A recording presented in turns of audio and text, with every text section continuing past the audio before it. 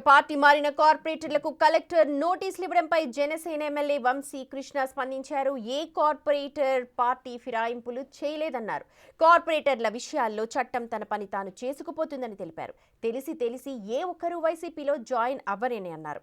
వైసీపీలో ఉన్నవారు కూడా పార్టీ మారడానికి సిద్ధంగా ఉన్నారని తెలిపారు. కార్పొరేటర్లకు 8 నెలల పదవీ కాలం ఉందని, ఎవరు ఏమీ చేయలేరు అంటున్న ఎమ్మెల్యే వంశీ కృష్ణతో మా ప్రతినిధి ఫేస్ టు ఫేస్ చూద్దాం.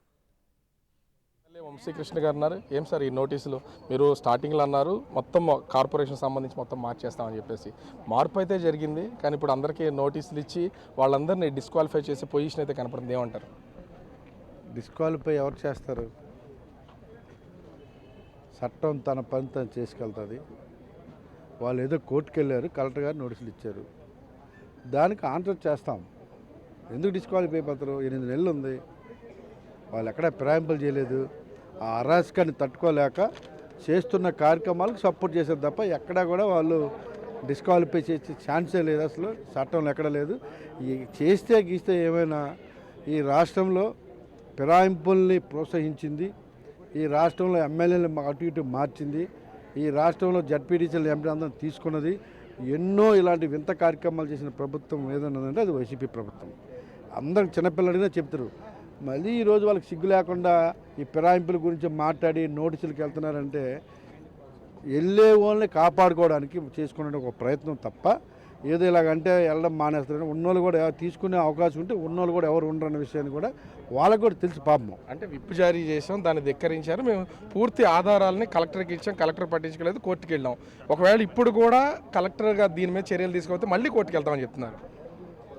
మళ్ళీ కోర్టుకు వెళ్తే మాకు రాదా కోర్టుకు వెళ్ళడం? ఏ కోర్టుకు వెళ్ళినా కూడా చట్టం తన పని తాను చేసుకెళ్తానే విషయాన్ని గుర్తుపెట్టుకోవాలి. కోర్టు కూడా చెప్తుంది, గత చరిత్ర తీస్తుంది, ఇప్పుడు చరిత్ర. కోర్టు కూడా అన్ని కోర్టు కూడా కళ్ళు ఉన్నాయి కదా, అన్నీ పరిశీలించి కోర్టు ఏ నిర్ణయం తీసుకున్నా మేము సిద్ధంగా ఉన్నాం. అంటే మీ పార్టీలోకి వచ్చినటువంటి వాళ్ళని మళ్ళీ వెనక్కి రప్పించడం కోసం చేసే ప్రయత్నం అనుకోవాలా? ఆ పార్టీలకు ఎవరిని వెళ్తారండి చెప్పండి మీరు? మునిగిపోయే నావలకి ఎవరిని వెళ్తారా?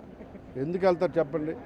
పాపం అక్కడ ఉన్నోళ్ళు వస్తామని బతులాడుతుంటే తీసుకునే పరిస్థితులు లేక పాపం ఉండనరా బాబు అంటున్నాం. ఒకవేళ మాకు కానీ అవకాశం కానీ తీసుకోమని ఇస్తే అందరినీ కూడా క్లీన్ చేస్తాం. మా బాస్ మాకు పర్మిషన్ ఇవ్వక వాళ్ళు అక్కడ ఉన్నారు, ఇస్తే ఎవరు ఉండని విషయాన్ని కూడా. అంటే మేయర్ను మార్చే పరిస్థితి ఎట్లాగో లేదు, కనీసం కార్పొరేటర్లు అయినా సరే డిస్క్వాలిఫై చేయడానికి చేసే ప్రయత్నం అనుకోవచ్చు కదా కలెక్టర్ ద్వారా ఇస్తున్న నోటీసులు. ఏమి డిస్క్వాలిఫై ఎందుకు అవుతారండి బాబు? డిస్క్వాలిఫై సమస్య లేదు, అలాంటి ఇష్యూ లేదు. అసలు వాళ్ళు చట్టం మీకు ఏం చెప్పారు, చట్టంలో ఉన్న లోపాలను క్యాచ్ చేసుకొని చూస్తున్నారు. చట్టం కోర్టులు పర్ఫెక్ట్గా డెసిషన్ తీసుకుంటున్న విషయాన్ని స్పష్టంగా తెలియజేస్తున్నాం. వైసీపీ కార్పొరేటర్ల పార్టీ ఫిరాయింపు అంశానికి సంబంధించి చట్టం తన పని తాను చేసుకుపోతుంది. దీన్ని ఎక్కడ ఆగదు. ఫిరాయింపులో ఎవరో చేయలేదు, కేవలం వాళ్ళ పార్టీకి సంబంధించినటువంటి నాయకులను కాపాడుకోవడానికి చేసే ప్రయత్నంలోనే వైసీపీ ఈ విధంగా నోటీసులు జారీ చేయించింది. కలెక్టర్ తన పని తాను చేస్తారు, చట్టం పని తాను చేసుకుంటూ పోతుందని ఎమ్మెల్యే వంశీకృష్ణ శ్రీనివాస్ యాదవ్ చెప్తున్నటువంటి పరిస్థితి కనిపిస్తుంది. కెమెరామెన్ రాముతో రాజు, బిగ్ టీవీ, విశాఖపట్నం.